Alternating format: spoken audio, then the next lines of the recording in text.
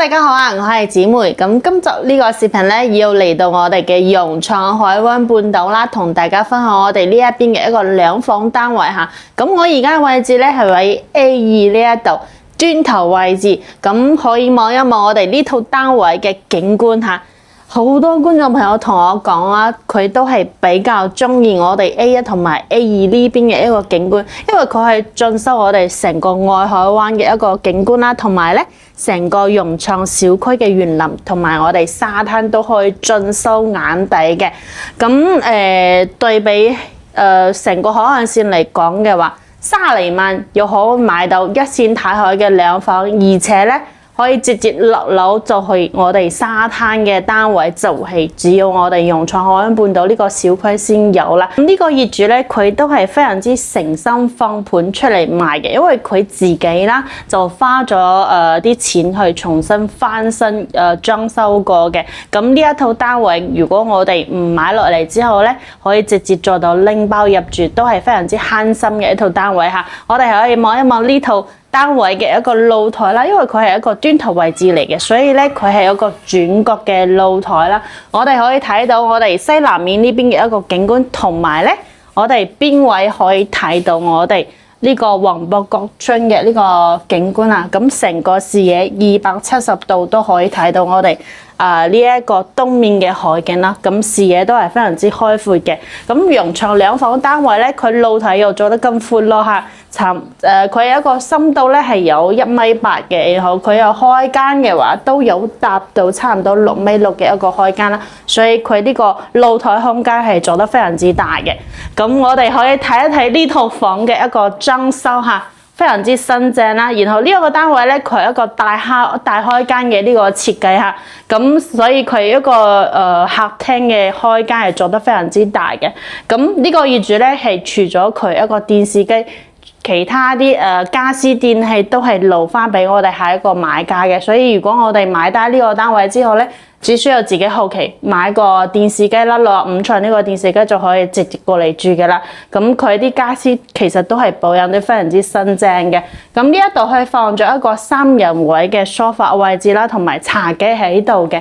咁融創嘅兩房單位係分咗2種嘅，一個咧就係大開間嘅客廳啦，一個咧就係佢主人間可以直接出到我哋呢個露台呢一邊嘅佢。咁嗰種單位咧，我之前係有分享過，如果係想要嗰種單位嘅話，可以睇我哋之前啲影片嚇。我哋先嚟望一望佢過嚟呢一個位置咧，係放咗一個茶几嘅，咁後期自己可以放低一個嗰種雙開門嘅雪櫃喺呢度都係 OK 嘅嚇。咁呢一度咧就係我哋廚房嘅位置啦。咁廚房嘅話係用呢個電嘅，就通唔到燃氣啦。咁呢一邊業主佢自己都冇點樣喺呢邊住過，所以佢呢啲搖煙機啊都係非常之新淨嘅。同埋咧佢上邊呢啲櫃仔啦，都係保養得幾唔錯，有少少呢啲私人物品喺度，到時佢都會搬走嘅呢啲私人物品嚇。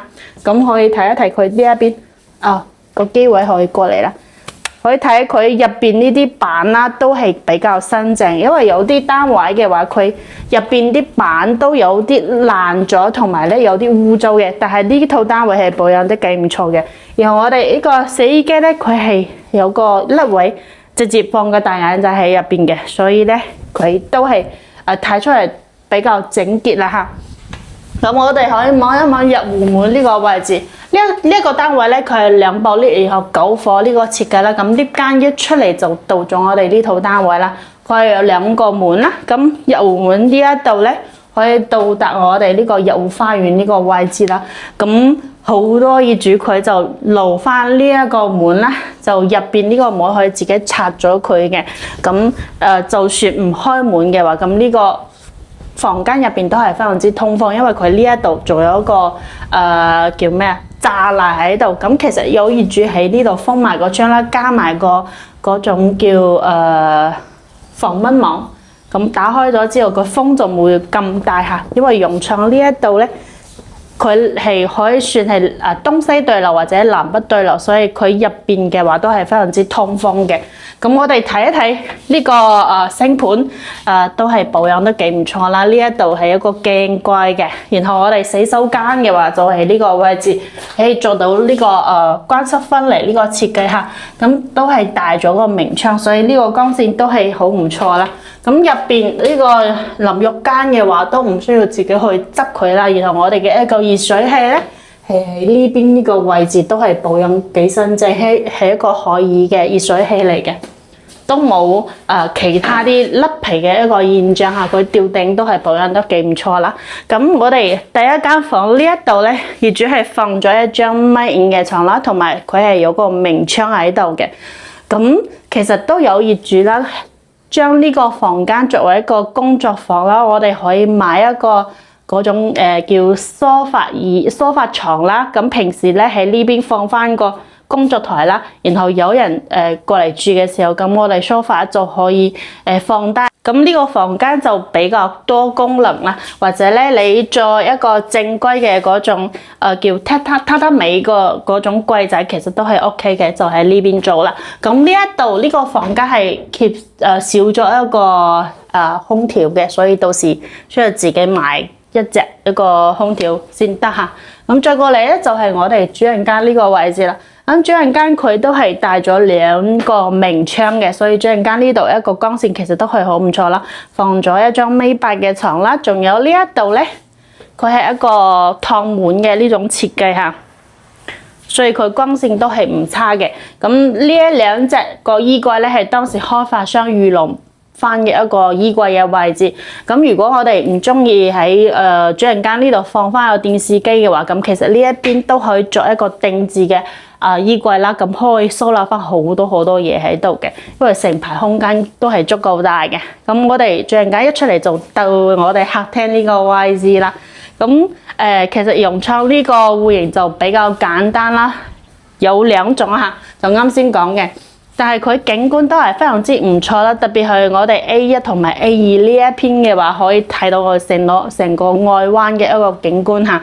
咁呢一套房咧，業主一個放盤價係338000呢個總價啦。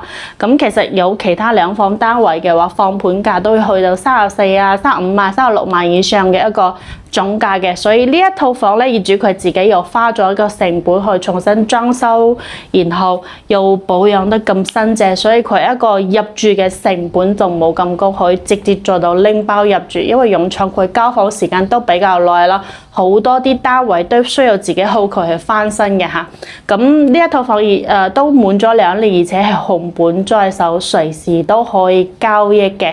咁我哋呢一套單位咧就全部睇完啦。如果你中意我哋呢套兩房嘅單位啦，都可以過嚟睇一睇實體樓，或者咧加我嘅微信或者係 WhatsApp 直接發啲詳細嘅資料俾你嘅嚇。咁我哋下一集視頻再見啦喎，拜拜。